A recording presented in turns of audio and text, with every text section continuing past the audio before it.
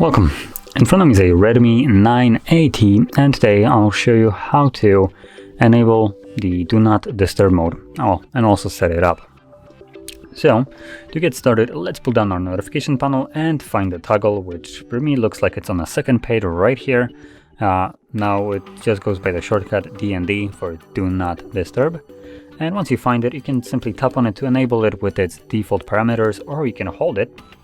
And this will take you quickly to the settings where we can customize it. Now, for some reason, we do need to first enable it by tapping on a DND to access the settings itself.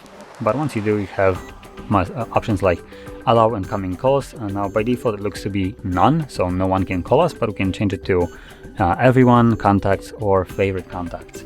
And also, we do have this this thing right here. So if someone calls us twice within a 15-minute period, it will completely bypass the option above. So even though no one should be able to call us, if they do it twice within that time frame, they will reach us without problem. And this option is fairly good for emergency situations. People usually spam call, and this will allow them to reach you. And then we also have restrict floating notifications, so just remove those pop-ups when you get a notification. And lastly, we do have the schedule, so you can set up start and end time, and also every day of the week that you want it to turn on during. Now I'm not going to go over this. You probably know how to set up schedules. It's kind of like an alarm clock basically, so yeah.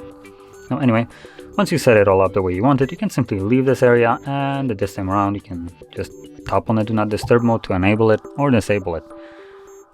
So that being said, if you found this very helpful, don't forget to hit like, subscribe, and thanks for watching.